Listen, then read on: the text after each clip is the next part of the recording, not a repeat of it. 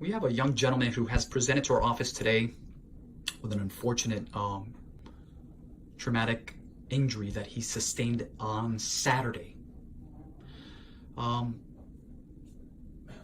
Unfortunately, he was trying to get a ball out of a gutter, and when he jumped up to get it, he landed on the, what would you call it? The cover of the pool skimmer. The cover of the pool skimmer, right?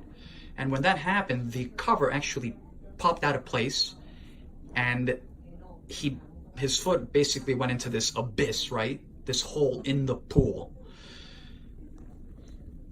The patient sustained a full thickness laceration, which is what everyone sees here.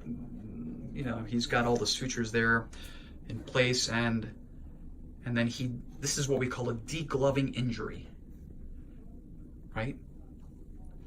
It basically just degloves, and the camera doesn't really do justice to how deep that gash is on the second toe. The one on the great toe is more superficial, but the one on the second is really, really deep.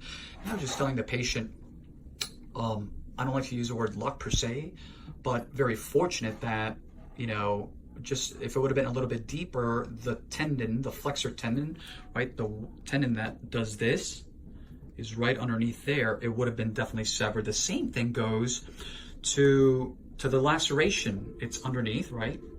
And the flexor tendon, the big flexor, what we call the flexor hallucis longus tendon, the one that does this, right? A lot of times when patients go to these urgent care centers, I hate to say it, but sometimes they may miss injuries as such. They basically just say, oh, it's a superficial laceration. They'll go ahead and suture the laceration, but they don't really inspect the area for any underlying possible soft tissue injury. But the patient has full range of motion, right? Which is fantastic. It's always our main concern.